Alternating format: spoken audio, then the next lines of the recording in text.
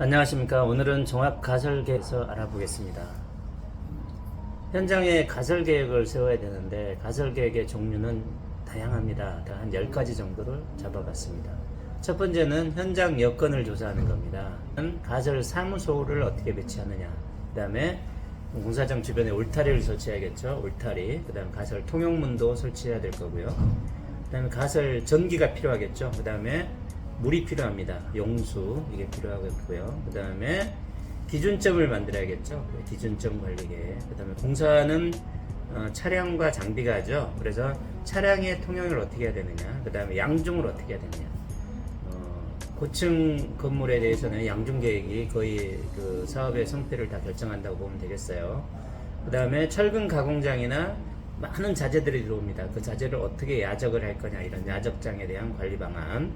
그리고 비가 많이 옵니다. 그 다음에 뭐 천재지변이 많이 일어나죠. 이런 데에 대한 수방 대책, 그 다음에 현장 식당에 대한 운영 계획, 이렇게 좀 알아보겠습니다. 예시 자료인데요. 여기는 뭐 지역은 경제자유지역이고 국가산업단지 뭐 이렇게 되어 있네요. 그다음 용도는 교육연구시설 이렇게 되어 있습니다. 지금 사업 부지를 보면은 도심지 안에서 지금 이루어지는 공사라는 걸 알 수가 있어요. 그래서 이런 부분에 대해 주변에 차도도 있고 차량도 많이 왔다 갔다 하는 그런 공사입니다. 그래서 이런 부분에 대해서 현장 여건을 조사를 하는 겁니다.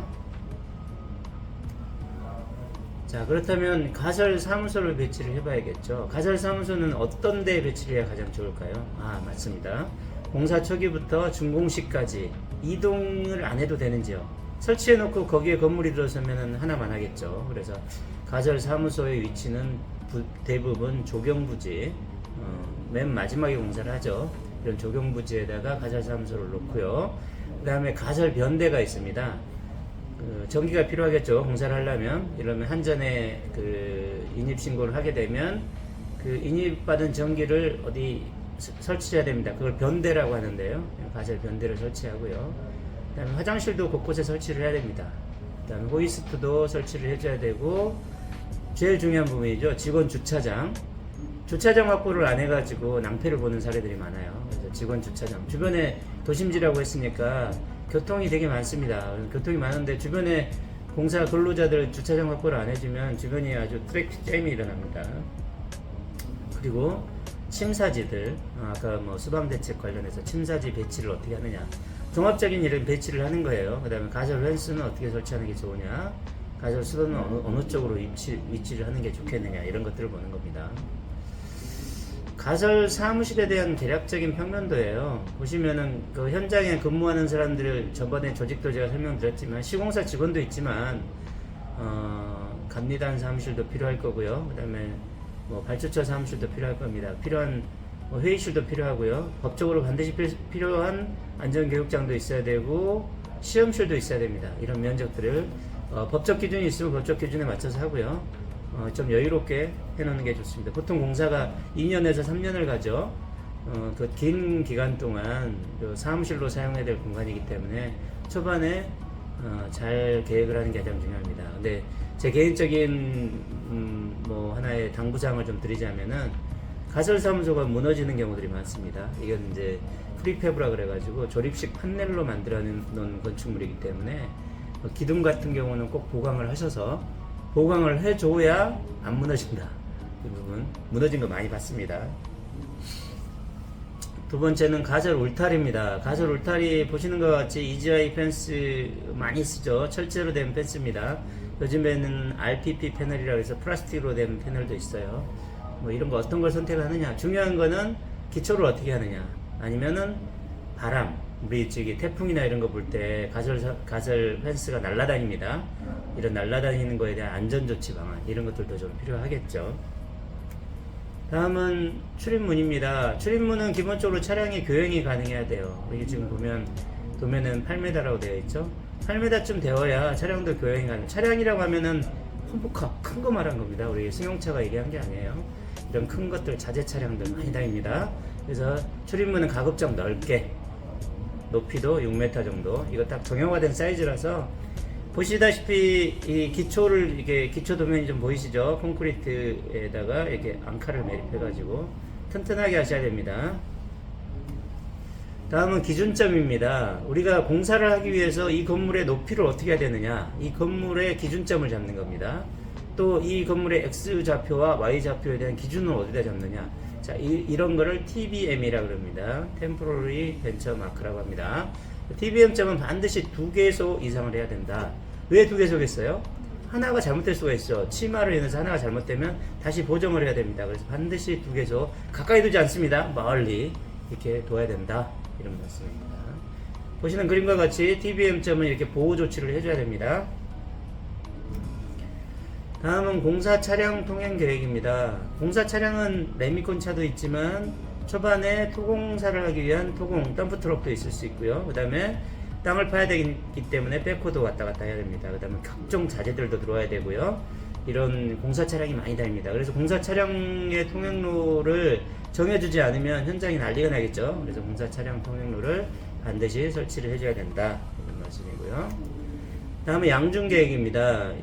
가장 좋은 거는 타워 크레인을 설치하는 겁니다. 하지만 좀 비싸겠죠. 설치 기간도 좀 길고 공사량이 클 것 같으면은 반드시 타워 크레인을 설치를 하면 작업 효율이 엄청 좋습니다. 하지만 우리가 크레인을 써야 된다, 공사 규모가 좀 작다, 그 다음에 뭐 좀 고층 건물이 아니다, 그러면 이제 크레인을 쓰는데, 크레인의 이동 반경, 회전 반경을 고려해서 크레인과 그다음에 호이스트는 우리 그 공사용 엘리베이터라고 보시면 됩니다.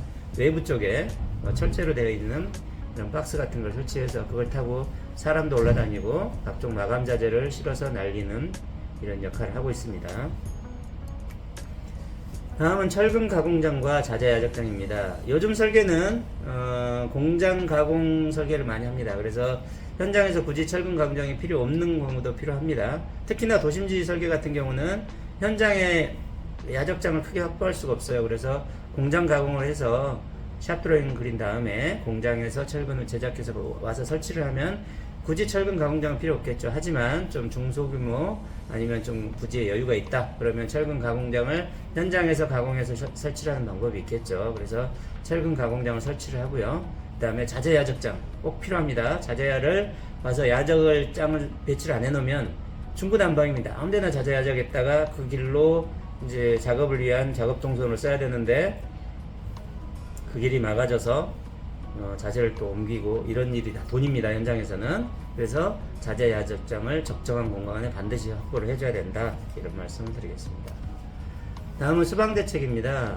초반에 제가 전체 배치도를 놓고 보라고 했는데요. 전체 배치도를 놨을 때 그 도심지 같은 경우는 외부 맨홀이 있습니다. 맨홀 위치에 가장 가까운 곳에 침사지와 그 다음에 침사지의 목적은 뭘까요? 흙탕물이 고여서 그 흙탕물을 좀 걸러가지고 외부로 배출하는 그런 역할을 하는 거예요. 그래서 이 침사지를 몇 개를 둘 거냐, 어디 쪽에 둘 거냐, 물은 어떻게 배출할 거냐, 큰 물난리가 날 수가 있어요, 이것 때문에. 그 다음에 외부에 차량이 침수되는 사례도 봤습니다. 이럴 경우 어떻게 돼요? 현장에서 피해를 보상해야 됩니다. 그래서 이런 것들이 다 공사 관리의 필수적인 요소겠죠. 마지막으로 이제 현장 식당을 운영하는 겁니다. 예전에 우리가 좀 나이 드신 분들은 뭐 한바라는 말 많이 들어봤죠. 근데 요즘에는 거의 한바를 운영하지 않습니다. 이건 식품위생법상 C군에다가 이게 그 구내식당을 설치하기 위해서는 영업신고를 해야 되고 이런 불편한 부분도 있고요. 그 다음에 한바로 인한 다양한 문제점이 많았었어요, 예전에. 근데 이제 이것들이 요즘엔 어떻게 하냐면은, 요즘에 이제 그런 식당들이 있죠. 한식 뷔페 이런 식당들. 그런 쪽에 연락을 하면 현장에다가 예를 들어서 점심시간에다가 11시 반쯤에 우리는 이제 식사 장소만 제공해 주면 되고요. 거기로 이제 음식이 배달이 와서 뷔페식으로 이렇게 먹고 다시 철수해서 갑니다. 그렇게 되면 현장의 다양한 문제점들이 해결되겠죠. 이런 것들을 많이 사용을 하고 있는데요.